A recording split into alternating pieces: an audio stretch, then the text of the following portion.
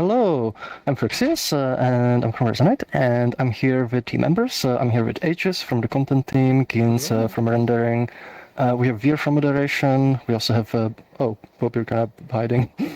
We have Bob the Good, our financial officer. We have an excellent on the stream, and Ru from the content team. And we'll be going over all the cool stuff that happened in the past month in Resonite. There's quite a lot of stuff that happened, both like on engineering, on content, and business. We'll be going over like the major points. We actually had last month we closed 149 GitHub issues. So there's like a lot of like small things that have been done, and we kind of want to focus a little bit like on the highlights, some of the key points that might be like really interesting to you. So the first thing, let me just pop the next stream. In the previous month, we talked about how we added, we essentially reworked the settings UI, and sort of like a cherry on top, we added a feature called Avatar Facet Anchors.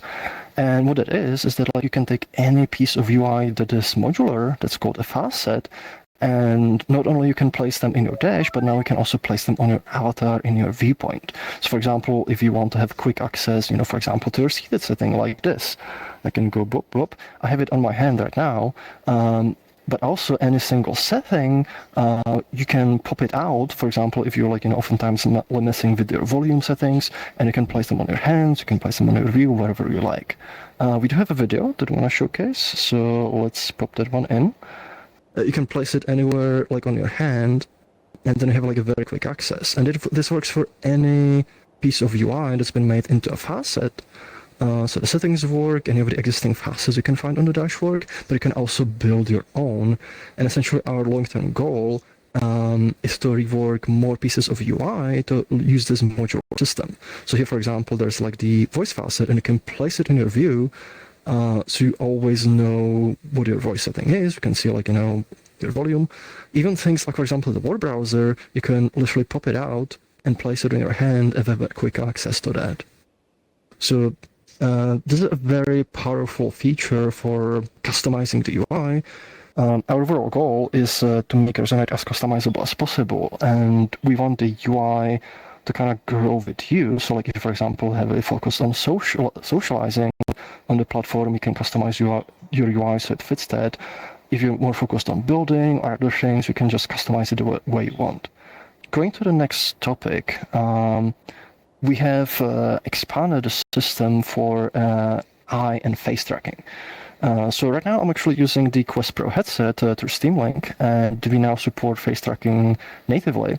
But in order to support it, we actually had to expand our built-in system because it was originally designed for HTC Vive face tracking.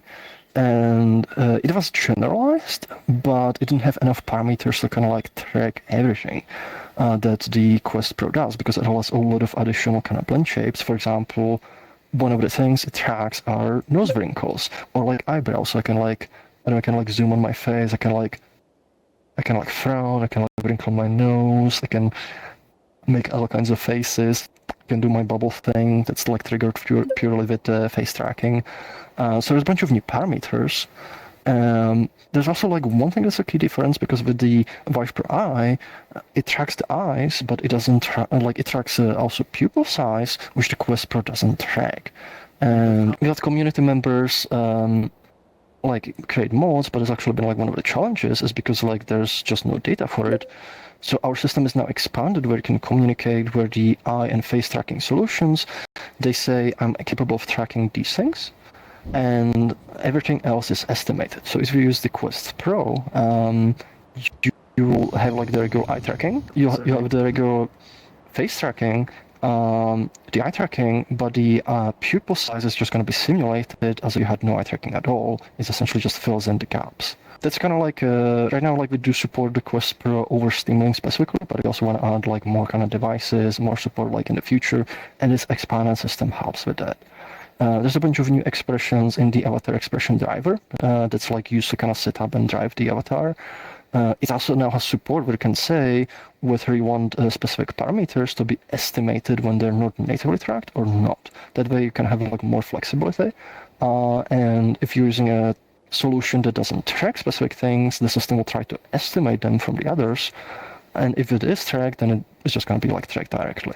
Going over the next topic, we also added a new online status. So we have like the classical, like online, away, busy, and invisible. There's now a new status called sociable. Essentially what it is, it's sort of like the opposite of the busy status. It's like when you're feeling you want to interact with people or you want people to interact with you, you can switch yourself to a status that kind of makes you pop higher in the list. It also makes everybody who's like online, who doesn't have the notification disabled, it pops a notification saying you're like feeling sociable, so people can like poke you, invite you into their worlds, start chatting with you, or like maybe you just want to like indicate to people you're feeling sociable and you want to kind of interact. So I think that's kind of everything for this part. We do have like some things that kind of tie into that with the next topic. We'll be covering some of the content team additions. Some of these are like essentially new facets and new versions of facets.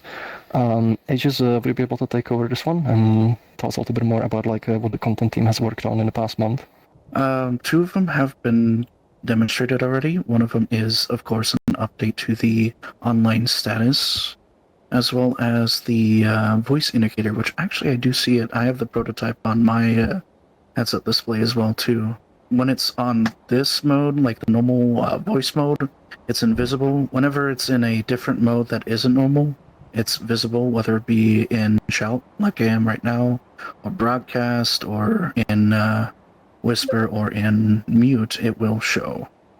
As well as the regular voice modes have been sliced in half into 2 different facets. One is the voice visualizer, and the voice modes themselves to swap between them.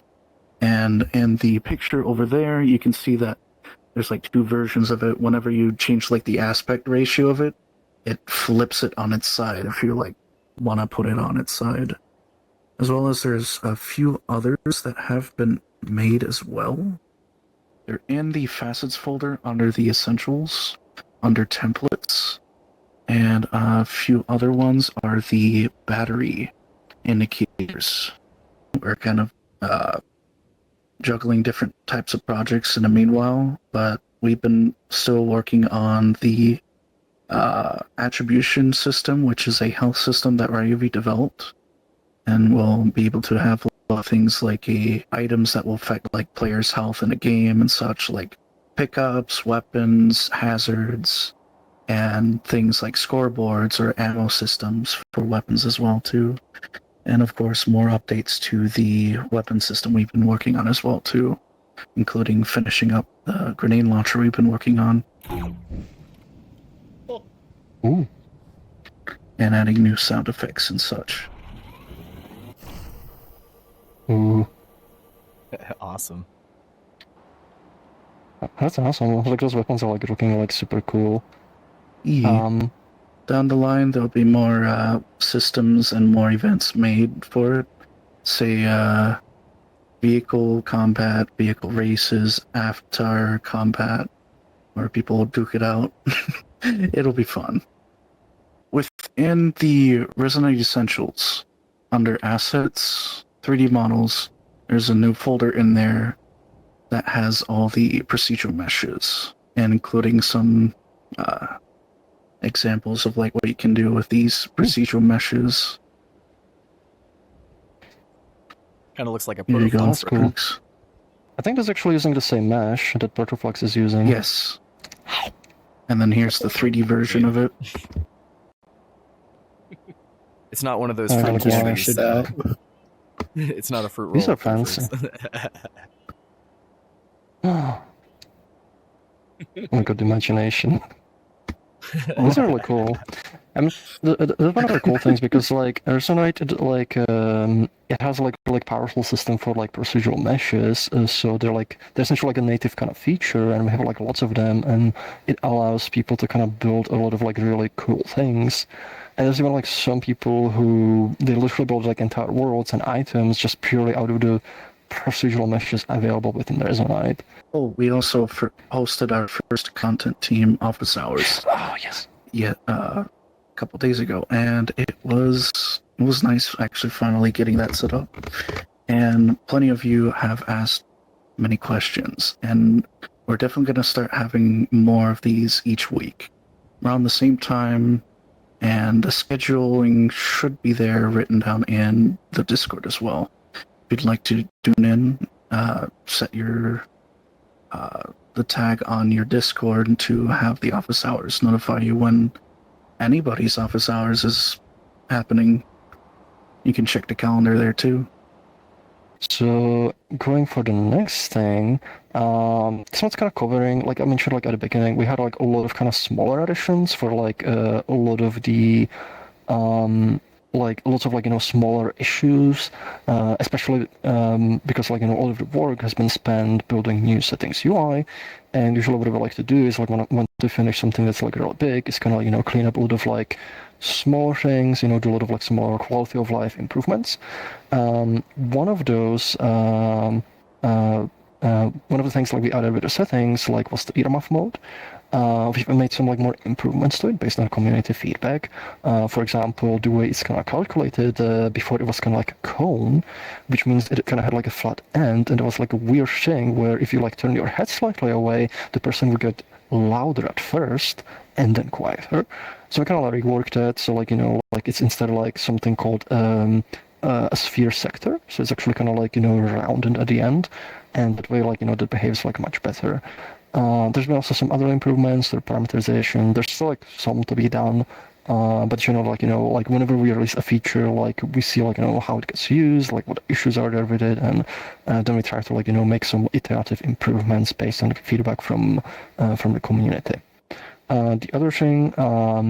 Another thing has been kind of added, like to the social status. There's now a lot more settings so you can configure how your online status works. Notably, you can configure when it resets. So you can set your default status. For example, if you want to start like as busy, or if you always want to start as invisible, or like or even if you want to start as sociable, you can configure that. And then you can specify when is your last status remembered. And you can either have it set to remember always, which was the previous behavior. So it's essentially like whenever you log in, when you start Resonite, it's going to use whatever your last status was. But you can also say, it's only going to use the last one. It's, for example, if you logged in within, say, like last hour. And if it's more than an hour, it's going to switch to the default. That way, what you can do, say, for example, you set yourself to busy because you're working, and you restart, you want that busy to be kept because we're just going to restarting. But if you log in the next day, it's just going to reset back to online. And you don't have to, like, remember to set it back. Because sometimes that kind of happens. People set themselves to busy, and then next day you log in, you forget about it, and then you're like, why are we not getting any messages? We did separate the settings for the invisible status as well, because that one is more privacy kind of oriented. So you can, for example, set it if your last status is invisible, it will be always remembered. We added new options for configuring the locomotion. So you can now, for example, you can configure dead zone separately for like movement like this and for turning. So for example, like, if one thing that can happen if you're like using movement and turning on the same joystick, sometimes, like the joystick is very sensitive and you essentially end up like turning, like when you just want to move. So you can increase the dead zone for the turn to make it feel more comfortable. There's also been some like other additions, for example, to the inspector. We've had like these like little things for fields for a while, but there's been like one of the issues where they wouldn't show for lists, including blend shapes. So that's now been kind of like fixed. It's been kind of reworked. So for example, you see there's a bunch of blend shapes. Some of them kind of being driven, and if I click the blend shape, this actually gives me a bunch of options for that blend shape. For example, I can now bake individual blend shapes. So like, Awesome. if I don't want to bake all of them, but say, I have like this configured this way, I don't want it to ever change, I can just bake that. Or I can just remove it, and then just remove the influence. But one of the cool things that's been also added is you can split blend shapes based on the symmetry. So, for example, on this version of this avatar, I have the frown blend shape. That's usually with face tracking, so I can frown. Like if I frown, like it goes down. And with this, I can actually break the drive, so I can I can do it manually. I know it's gonna, now it's gonna doing this. But what I would like to do, you see, like this is affecting both of the eyes at the same time, and I would actually want to split it between left and right eye. Normally you would have to export the avatar, bring it to Blender or something and do it there. But now you can actually do this completely in-game. If you know across which axis is this split, I think this means across X, I'm gonna ask it to split. This will take a little bit to process it, and it splits the blend shape along the symmetry axis of it. So if I know the frown, there we go, now it's splitting. If I know that it's across the X, I can essentially ask it to split into left and right. So now see there's brown down left and brown down right. So I can now do it for each eye separately. Wow. So this is very useful with face tracking, when it kind of supports that. This is something I just run into myself, when I'm setting up avatars for face tracking. Sometimes I'm I wish this blend shape was split between the two. So just kind of use these qualitative improvements to add little things like this, but they can be quite impactful for working within Resonite. So you don't have to leave for a lot of common actions. This action is also, you can call it from protoflags. So there's the split mesh up all axis, and actually gives you even more control, where you can have a transition period, and you can you can have offset. You can essentially do more than you can just with a simple option. So you can use protoflags to build your own tools to utilize this functionality as well. And we can move to our next topic, which is going over the survey. So this is a survey we ran for the past 2 weeks. We essentially wanted to know what should our next priority be, because originally our plan was to do the settings UI and then focus on the IK, essentially reworking it. The problem with that, that was decided based on more kind of anecdotal feedback, where we got information from both users that the IK is something that bothers them. But then talking with some more users and just kind of seeing the general interaction with their community, we felt it might be the wrong decision as the next priority. It is something we do want to improve, but we're just thinking, should we work on this now, or should we work on performance next? Because that might be something that more people care about. We didn't want to just change it out of the blue, so we decided to actually collect some more substantial data and essentially ask everyone, how do you feel about this? And we've got lots of responses. The survey, I think it got over 2,500 answers, and we kind of collected them. And you see, our first slide, this is a little bit of a tease because it doesn't really reveal anything.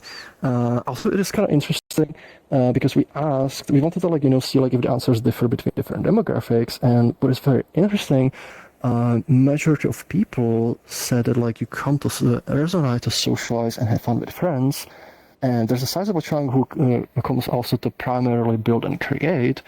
But it was kind of interesting data point because sometimes we hear that Resonite is a platform that's more for builders and not as much for socializing. So it was kind of interesting to see that most of you answered that you actually come to socialize and have fun with friends as a primary thing. But now going onto the actual results, if I put the next slide, you can see that pretty much majority of people are really interested in performance. 72% people said that performance is the biggest blocker to enjoying Resonite. With 11% of people answering that IK is the biggest blocker. 6% that neither of them, and for 11% it was some other issue. We go to the next one as well. We ask, what would make you play Resonite more often? And pretty much this is a similar thing. 67% people have answered that improved performance alone would make them play more often. With only 11% that improved IK, and for 14% both would need to be improved. And for 8%, neither of these would make them likely to play. So you can kind of see, like, there's like a trend there. Like, generally, most people actually answered it like they would support us the same, no matter what the next priority would be. But the next sizable chunk of people said they would actually support us more if we prioritize performance. Oh no, if we prioritize performance. So pretty much, like, based on that information, like, we have decided that for the next upcoming months, we're gonna be focusing heavily on performance and major performance improvements, and we're gonna rework the IK at a later point.